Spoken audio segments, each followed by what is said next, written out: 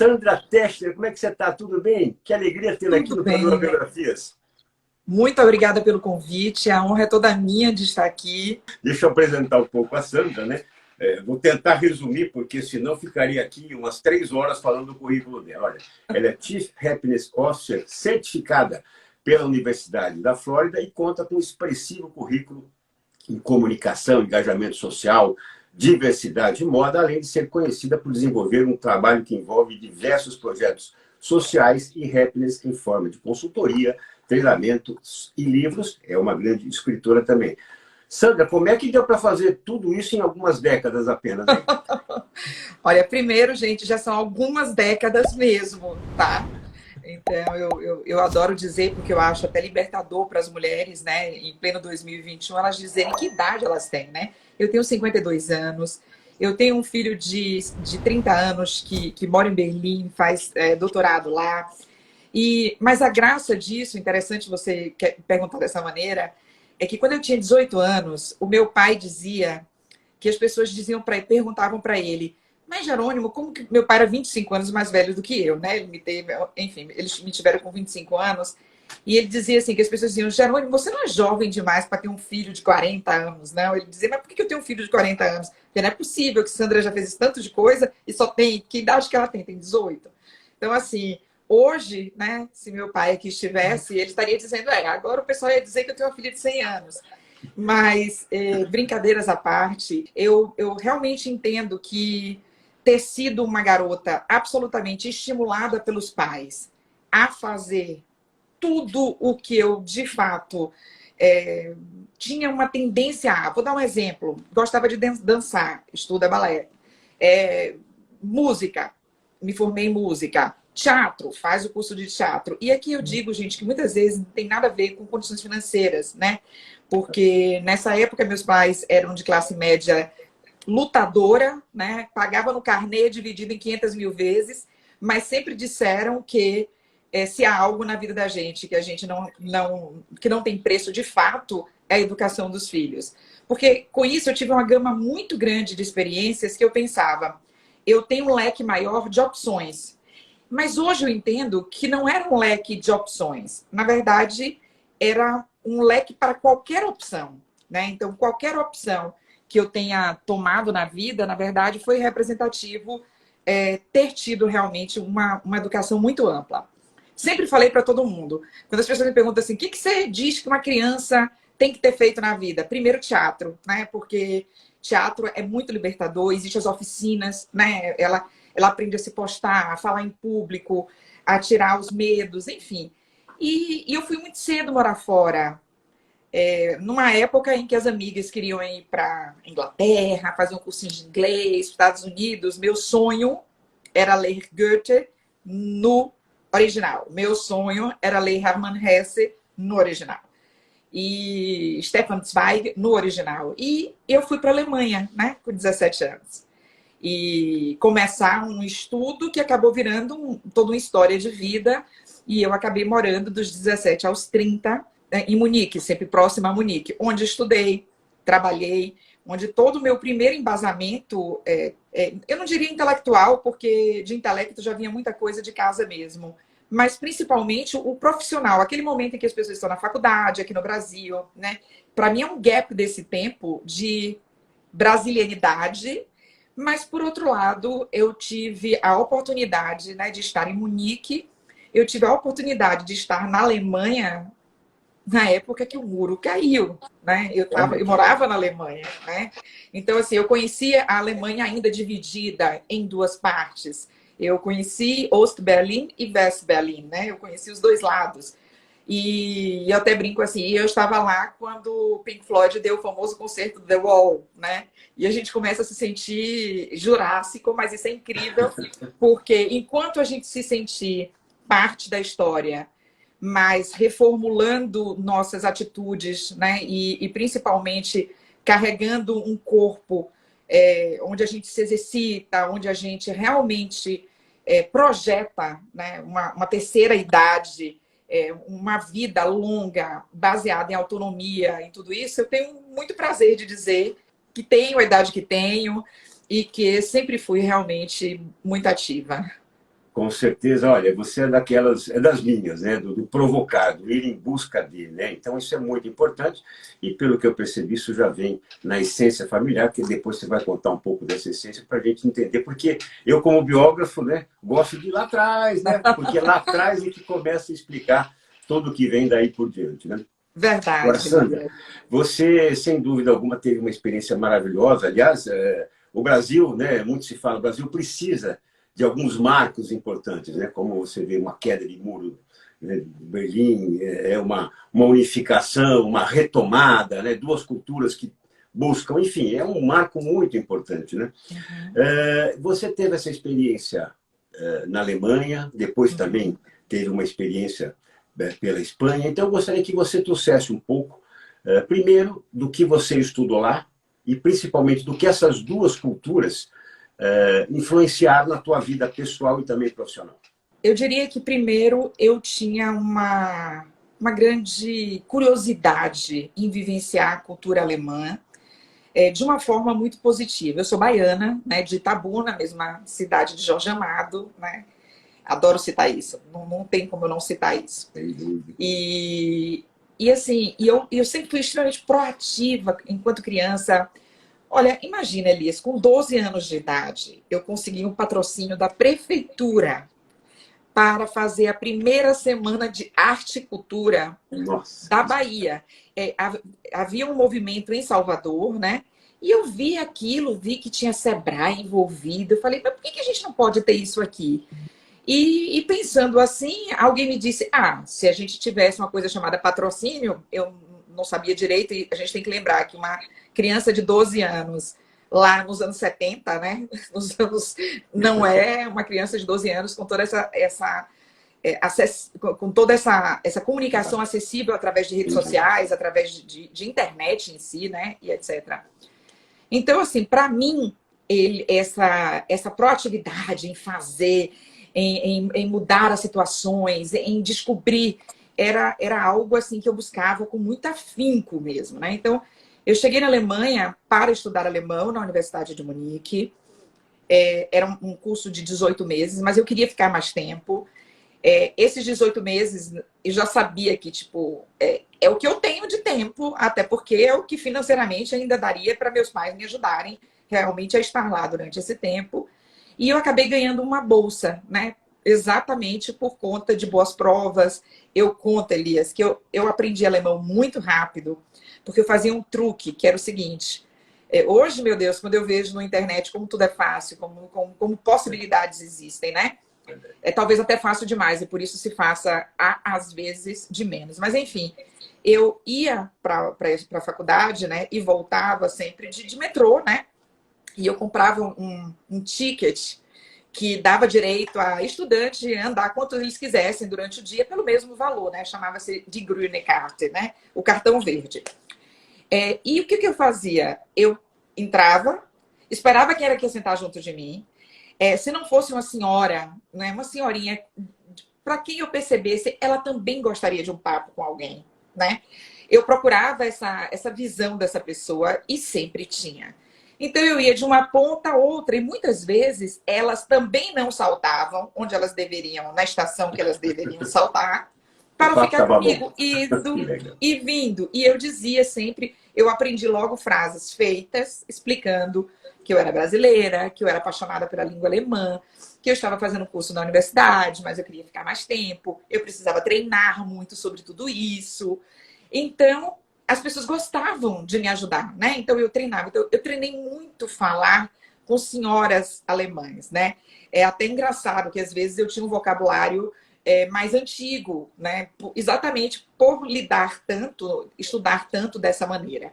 Então, para mim, aquele momento onde tudo era tão novo e a primeira vez que eu consegui realmente pegar um daqueles livros que eu sonhava em ler e ler no original foi tão representativo. Lá na Alemanha, eu estudei, quando eu terminei meu curso de alemão na universidade, eu estudei turismo, né, num instituto, enfim, porque eu imaginava alguma coisa que naquele momento eu pudesse trabalhar em qualquer lugar.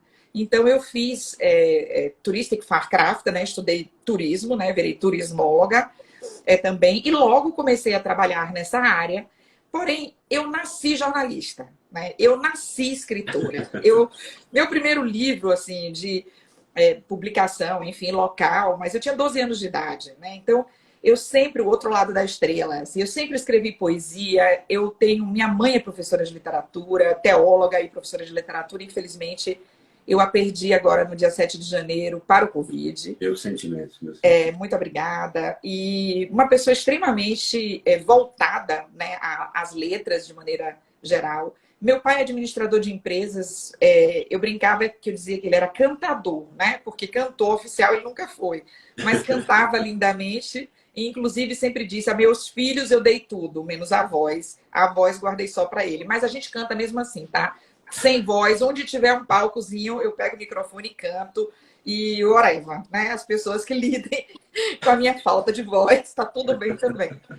E lá na Alemanha, essa história de ir para a Espanha foi exatamente porque a finalização do meu curso de turismo, eu optei por uma área de História da Arte, foi no Museu do Salvador Dalí. Detalhe, gente, ele era vivo, né? Quer dizer, eu não encontrei com ele, não dei um abraço com ele, mas ele estava lá. Ele morreu alguns anos depois, um ou 2 anos depois disso.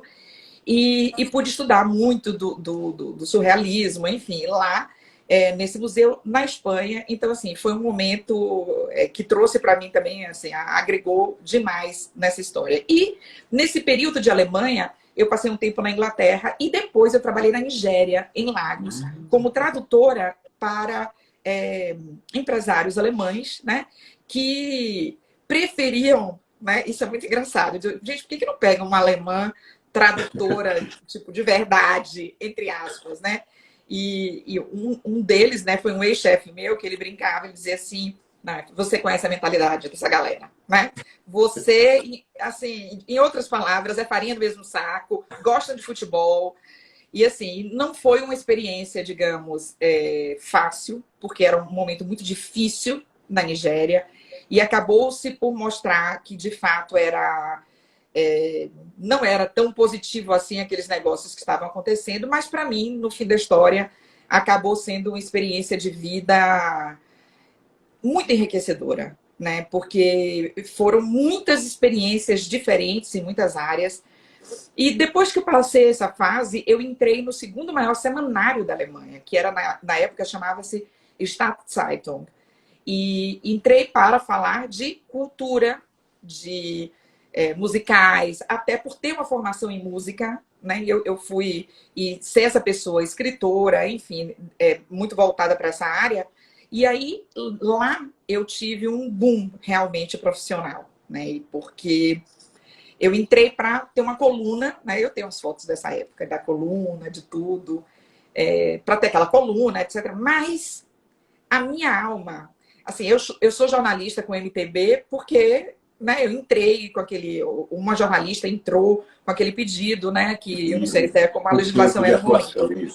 Mas pelos meus tantos anos de atuação, desde os 12 anos de idade, são 40 anos escrevendo, eu tenho o título de jornalista, né, eu tenho uma carteirinha de MTB formada, eu sou em administração de empresas e em turismo, mas eu dizia assim: eu não vou fazer jornalismo, olha só, naquela época, né? Tipo, jovem, com 16 anos, eu falei, não vou fazer jornalismo, porque eu gosto de transformar em negócio tudo que eu faço. E o que eu percebo é que o jornalista, esse era a menina de 16 anos pensando, ele fica ali, escreve, mas escrever eu já escrevo. Aprender, ler muito para embasar tudo isso, eu já o faço, né? E eu não pretendia trabalhar reportando ou outras áreas que talvez fosse mais relevante, de fato, fazer a faculdade naquele momento. E para mim foi então assim, olha aquilo que eu falei no início aqui. O fato de ter feito música, ainda que eu não seja uma virtuose hoje em dia, né? Mas o fato de ter feito teatro, meu Deus, quantas apresentações, quantas palestras, quantas coisas eu fiz na vida, é que veio daí. Até engraçado que agora na quarentena, parêntese aqui, eu retomo já de volta, eu sempre gostei de cozinhar quando não era obrigada a cozinhar, né? Então, meu marido brinca que fala, aquela cozinheira de oportunidade, nem essa a gente tem mais. Mas eu preciso contar que minha mãe cozinhava muito bem e me ensinou. E eu também, minha sogra cozinhava muito bem, também me ensinou. E eu fiz curso de congelamento com 16 anos de idade, quando chegou o congelamento no Meu Brasil. Deus. Então, hoje, na pandemia, eu retomei. Eu falei, olha, tudo o que a gente aprende pode ser utilizado, sim. Nunca vai ser essa pergunta, por que uma menina de 16 anos tem que ir para um curso de congelamento? Que bom que eu tenho isso, né? Que bom que eu estudei. Ah, você nem queria virar pianista. Não, mas eu estudei música, né? Estudei piano, toquei muito durante toda a minha vida. Não era só... Eu não queria aquela carreira, mas eu queria que aquilo tivesse inserido no meu contexto e, na hora certa, tudo se encaixa, né? É um grande puzzle, é um grande quebra-cabeças, né? E aí, voltando para a Alemanha, esta carreira neste jornal, que tinha também jornal, revista, rádio, foi muito ascendente. Por quê? Porque eu comecei tendo a minha coluna de cultura, mas eu transformei isso num business para o jornal. E naquela época eu lancei a primeira plataforma digital, a primeira plataforma online de venda de ingressos na Alemanha. Ou seja, eu encomendei a alguém que eu conhecia de mercado para criar aquela plataforma. Anos depois, quando eu já tinha inclusive voltado para o Brasil, essa plataforma foi vendida, ou seja, foi extremamente lucrativa para o jornal. E eu conheci muito, inclusive, o dono do grupo todo, que era assim, o Ressixta, né? E o grupo ainda existe. Ele dizia para mim que o meu sonho era dizer para ele um dia que meu departamento de cultura, tinha um jornalzinho ali que a gente usava, né? Ele dizia, se continuar desse jeito, Frau Salles, né? Que meu nome é Sandra Salles, Salena Salles Teschner, ele dizia, Frau Salles ainda vai dizer pra gente, tipo, eu sou dona de um... eu tenho um jornalzinho ali que me auxilia, né? Porque a minha área cresceu tanto, foi tão produtiva de fato, sabe? Pro negócio como um todo. E como a vida quando eu fiz 30 anos, pouco antes de fazer 30 anos, meu marido recebeu uma proposta para vir para o Brasil. E nessa época, meu irmão mais novo estava com um câncer, enfim, muito complicado. E eu falei, Deus deu cobertor, ou seja, um super emprego, uma super oportunidade para o meu marido, com escola alemã para meu filho, tudo. Deu primeiro um big cobertor e depois me avisou, te dei o cobertor, mas lá vem frio. Olha. E foram momentos muito difíceis, porém com uma vitória muito grande. Meu irmão está aí, né, sobreviveu. E eu entendo que se não fosse essa combinação de fatores, sabe, Elias, eu não teria voltado. Por quê? Porque eu gostava muito de viver na Alemanha. Eu tenho grandes amigos lá. Hoje meu filho vive lá, ele nasceu lá, tem passaporte, mas viveu no Brasil assim a vida inteira. O Caio é super paulistano. Olha, sem querer criar inimizade com ninguém que esteja nos assistindo, é corintiano, tá? Então, gosta e entende de futebol, você não é corintiano. Pois é, então assim, somos três, tá? Então, tipo, somos três, tá? Então, essa família de corintianos. O Caio sempre foi extremamente paulistano, estudou História na USP, fez Relações Internacionais. E, assim, no momento que ele decidiu, não, vou voltar para a Alemanha, porque quero fazer meu doutorado e tudo, assim, perfeito, acho super bacana. Não acho que tenha essa história, não, de... por que você não forçou o Caio até mais cedo aí? Porque não tem nada de forçar nada, não tem nada disso de forçar filho a nada, né? A gente dá as oportunidades e semeia ali e educa com exemplo.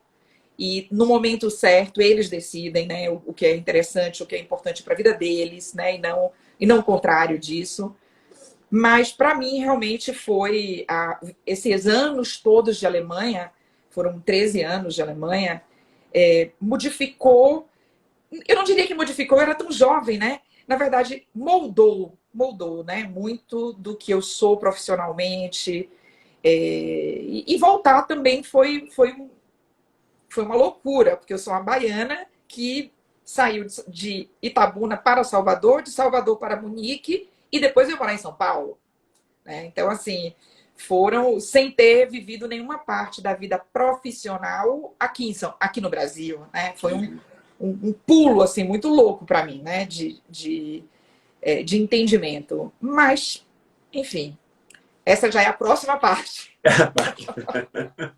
Muito bom. Olha, eu quero primeiro agradecer a todos que estão com a gente aqui, acompanhando esse bate-papo delicioso com a Sandra Techner e principalmente esse papo feliz. A gente vai entrar bastante nesse tema que é muito importante, principalmente nos momentos, né, na fase que nós estamos vivendo. Aliás, Sandra, você contando a tua biografia, eu me vi na minha, né? Eu quase que é a minha, né? Porque eu também fiz piano, fiz teatro.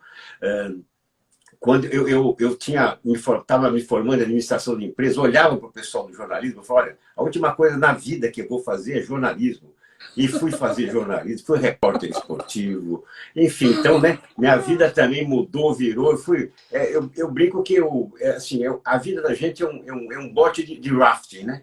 A gente vai virando, vai batendo, né? Não está entendendo, mas né, o que você Exato. tem que deixar esse rio fazer isso com você, né? Até o momento, Isso. então, que você entra no fluxo natural e aí tirando, obviamente, Que o bom que melhor. você chamou de rio, tá? Sem querer te interromper. Que bom, porque é assim que eu entendo a vida e quando o dia está mais duro, eu paro para pensar de novo no rio da minha vida, né? É Eu paro isso. para entender o que está nas duas margens, né? Eu paro para entender alguns conceitos muito claros que eu tenho, sempre imaginando esse fluxo, sempre imaginando não ficar parado, né? Sempre imaginando, entendendo que a gente nasce lá de uma nascentezinha, né? Ganha proporções durante a vida, encolhe, as margens ficam mais difíceis de novo, passamos por correnteza, calmaria, mas todo rio finaliza no mar.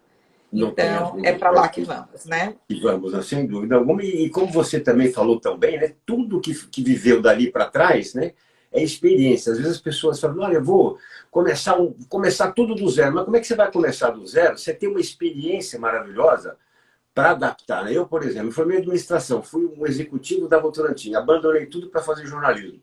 Fui repórter esportivo, cobri Copa, Olimpíada, e um dia falei, não é isso que eu quero. E me cai no colo a biografia do Samuel Carlos Casas Bahia, né, em 2003. Aí eu entendi que tudo que eu vivi dali para trás estava me preparando para aquele momento. Então, eu comecei a carreira de biógrafo, mas utilizando toda a matéria-prima que eu tinha carregado até então, né? E, obviamente, aí fazendo com essa matéria-prima uma Gente, eu receita. preciso ler essa biografia. Ah, mas então depois você me passa aqui Vou, no WhatsApp o teu vou endereço, sim. eu vou te mandar alguns livros para você conhecer um pouco dessa história. Uma história Perfeito. linda, história de um judeu polonês que passou pelas barbaridades da guerra, enfim, depois eu te encaminho. Agora, Perfeito. explica para a gente aqui, o que é uma Chief Happiness Officer? Essa, né, determinação, esse título, ele vem sendo utilizado, eu diria, a partir de 2016, mais ou menos, que são novos profissionais contratados para empresas. No meu caso, eu faço em forma de consultoria, né, visando manter um ambiente feliz, né, feliz nas empresas, e daí a determinação, ou em políticas públicas, ou em desenvolvimento pessoal de forma separada. Eu, particularmente, comecei a estudar a ciência da felicidade em 2014, depois de uma experiência quase morte, de fato, uma experiência quase morte. Eu fui e não era a hora e voltei, né? Nossa, E foi extremamente marcante para mim. E eu tinha um questionamento na minha volta muito claro e muito verdadeiro. Sabe, Liz, que até essa semana sabe aquelas coisas que o Facebook mostra pra gente, né? Ah, você fez isso, você fez esse post. E chegou para mim um post que eu tinha feito, de sei lá quantos anos, contando a minha experiência quase morte, né? E naquele momento ali, eu percebi que alguma coisa no eixo da minha vida precisava ser mudada. Ainda que eu achasse ainda que eu tivesse a percepção tão óbvia de que, espera, eu tenho uma editora, né, a Professional, editora, faço eventos, comunicação, muito sucesso enquanto publisher da editora, tudo aquilo. Porém, eu vivia uma vida naquele momento que era muito distante do que eu hoje sei que significa ter uma vida pautada em felicidade. Por quê? Porque era um estresse fora do normal. E estresse, na verdade, nunca é positivo, né? Uma coisa é uma vida agitada, uma coisa é milhões de coisas para fazer, uma coisa é o dinamismo dos dias. O outro é quando aquilo, de fato, é um estresse. Quando ele é estressante para a gente, ele impacta negativamente a nossa saúde, o nosso bem-estar. Então, eu tinha um peso, de repente, que nunca tive na vida, ou seja, negativo, né? Ou seja, tinha engordado demais. Eu não fazia nenhum exercício físico, porque na minha cabeça nunca dava tempo, porque hoje eu estava aqui, amanhã viajo, tem cliente no Sul, tem cliente no Nordeste, vai para a Espanha, vai para a Alemanha, vai dar palestra não sei que lugar, tudo ao mesmo tempo. Só que esse tudo ao mesmo tempo, não é que tenha mudado radicalmente e eu deixei de fazer coisas.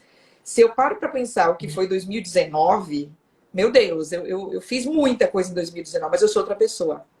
Por que eu sou outra pessoa? Porque eu aproveito o meu tempo de uma outra maneira.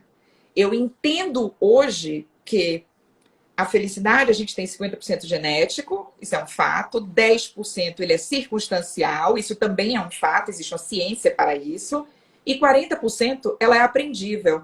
Então, eu diria que as circunstâncias da vida estavam absolutamente propícias para mim, um trabalho que eu amo, dona da minha própria empresa, em momento de extremo sucesso profissional, ou seja, com relevância, com reconhecimento. Olha, até 2016 eu imprimi 30 milhões de revistas ao ano, né? Óbvio que houve um decréscimo por motivos óbvios, né? Internet, estou falando do impresso, né, em si, e óbvio que na pandemia as coisas também mudaram completamente. Mas eu só quero dizer o seguinte, naquele momento eu vivia, assim, um ápice daquilo que se deseja, né? Você veio para o Brasil com 30 anos, trabalhei 2 anos numa associação de lojistas de shopping como diretora de comunicação, e logo depois saí para abrir a minha própria editora, numa época que todo mundo dizia, o Brasil não lê, você vai abrir uma editora de revistas customizadas, tinham muito poucas, né? E para mim era claro, vou, porque eu quero fazer uma editora que fale com a linguagem que eu gostaria que as editoras falassem. E, por outro lado, que seja de fato customizada, que entenda da linguagem do que o cliente quer dizer, a linguagem do cliente do meu cliente, né? E como falar para chegar até lá e para expandir o máximo possível diversidade e inclusão. E isso a gente está falando de 17 anos atrás, não agora que virou moda e todo mundo fez, né? Era, para mim, a Professional enquanto revista e enquanto editora, ela propaga diversidade e inclusão desde 2002. Né? Foi sempre assim. Tudo que você está trazendo, que é muito importante. Aliás, Sandra, você falou dos livros, se você tiver alguns aí que você escreveu para poder mostrar, porque eu queria que você dissesse o seguinte. Primeiro, assim, o ser humano tem que entender que ele é um instrumento transformador, é para isso que ele veio aqui, né? Enfim, você tem que viver essa vida e, ao fim, enfim, e durante ela, falar, o que é que eu estou fazendo aqui, né? Por que eu vim para cá, né? A quem eu estou transformando, a quem eu estou ajudando, enfim, estou multiplicando o quê com essa minha passagem? Então, isso é algo que, para mim, é muito forte. E segundo, as pessoas perdem muito tempo, ao invés de cuidarem da própria felicidade, em justamente avaliar o que é a felicidade do outro. Muitas vezes eu escuto isso, até em relação a alguns dos meus biografados. Pô, mas está cheio de dinheiro, todo dia aqui trabalhando às 8 da manhã, sai tudo.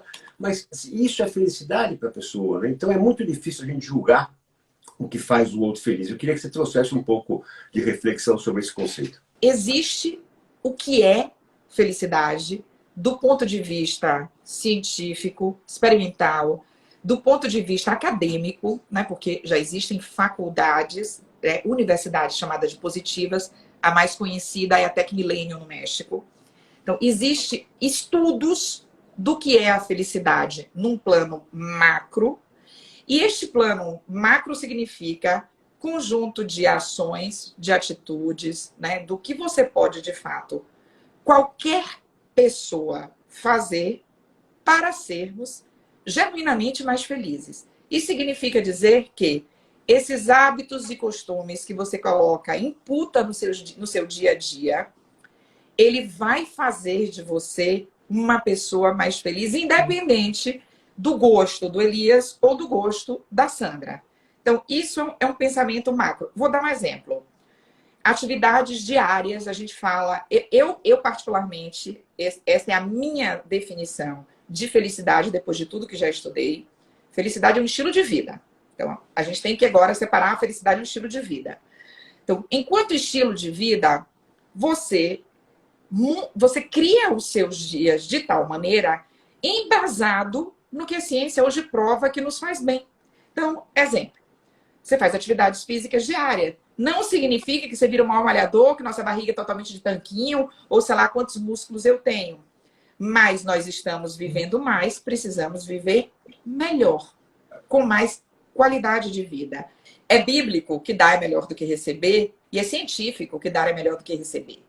As pesquisas são muito interessantes em relação a isso. Um exemplo delas é você enviar ali, né, um grupo de pessoas que vai doar uma determinada quantidade de dinheiro na rua e a outra que vai receber, né, essa quantidade e depois mensurar quais partes do cérebro são ativadas nas duas situações, medir em termos sanguíneos os hormônios que estão estimulados ali, além de questionários, para se entender como está a sensação percebida de bem-estar dessas duas pessoas. E qual é a resposta disso? Quem deu está exponencialmente mais feliz do que quem recebeu. E quem recebeu, ela tem uma emoção em relação a isso mais fugaz. Ou seja, esses hormônios são metabolizados de forma mais rápida e aquela sensação passa muito rapidamente. Então, breve, você pegou aquele valor, gastou com alguma coisa, ele passa a ser um prazer, né? O chamado prazer hedônico. Você vira a adaptação hedônica desse prazer e ela vai embora. Quem doou, se ela ainda puder continuar assistindo o resultado da doação dela, isso retroalimenta ela, porque além dela ter feito ali um ato, né, que deixou aquela pessoa feliz, ela ficou feliz e ela viu um sentido naquilo. Dar sentido às coisas dá sentido à vida. E isso não passa. Na hora que você está fazendo, é lindo receber a gratidão dessa pessoa. Eu ensino as minhas... Né, isso é um dos meus projetos sociais, mas enfim, eu ensino as minhas meninas. Agradeça, faça um vídeo, poste, mande para o WhatsApp da pessoa. Ainda que ele não queira, ele vai ter de receber. Ele pode jogar no lixo, ele pode não ler, mas você vai agradecer. Porque se a pessoa parar para ver aquilo, aquilo vai mudar a forma dela enxergar o que é de fato se doar. E olha, gente, sabe que a grande loucura disso é de fato libertador. Porque você descobre, meu Deus, está tudo tão ao alcance de todos nós. O problema é que é a espera, Elias, de receita mágica. Meu Deus, como a galera gosta de receita mágica. Não é uma pílula que você engole. Até existem pílulas de prazer, mas elas vão passar muito rápido. E você vai ter que aumentar a dose, vai ter que aumentar a dose, vai ter que aumentar a dose. Moral da história, não vai rolar. Você não vai conseguir isso a longo prazo. Então, a percepção daqui que a gente está falando essa percepção, ela é comum a qualquer pessoa. Ah, é fácil? Ai, gente, imaginei que ouvir essa mulher falar, enfim, eu ia descobrir que a facilidade está ali, que a felicidade está ali. Eu falo, é sobre felicidade, não sobre facilidade. Rima, mas não é a mesma coisa.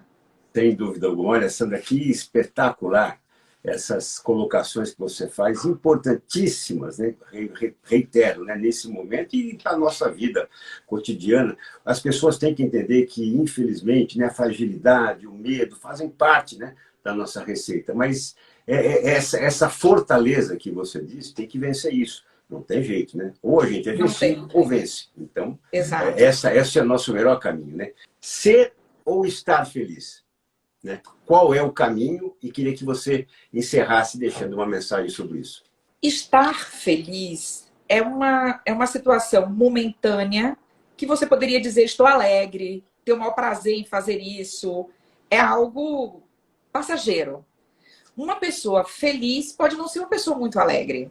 É possível. Ela pode ser uma pessoa super de paz, super na dela, está com o interior dela tranquilo, não está sentindo as dores do mundo, porque ela lida bem com tudo isso. Agora, uma pessoa feliz que aposta em alegrias, sorrir, por exemplo, é algo que faz bem até até a atividade muscular do sorriso manda para o nosso cérebro uma mensagem de que a situação está mais positiva do que a gente está pensando naquele momento. Então, estar feliz são pequenas doses homeopáticas de positividade, de emoções positivas para a construção de uma vida feliz. Agora, detalhe, vivenciar as nossas tristezas também. Isso é importantíssimo. Gente feliz fica triste, porque ela não engole os sentimentos dela sem vivê-los. Gente feliz vive seus lutos, né? Às vezes eu faço vídeo chorando, porque chorar é extremamente benéfico à sua saúde mental. A grande diferença é que os felizes ficam tristes, mas não ficam lá. Então, tenham momentos felizes, curtam conscientemente, intencionalmente seus momentos felizes, com gratidão, com muita gratidão. E aí sim, construam, pautem uma vida de felicidade. Sem dúvida, essa vida feliz, que é uma condição interna, mas que só existe em coletividade, fará do mundo, de fato, um lugar melhor para se viver, sem nenhuma dúvida. Porque, olha que louco isso, eu vou repetir, gente.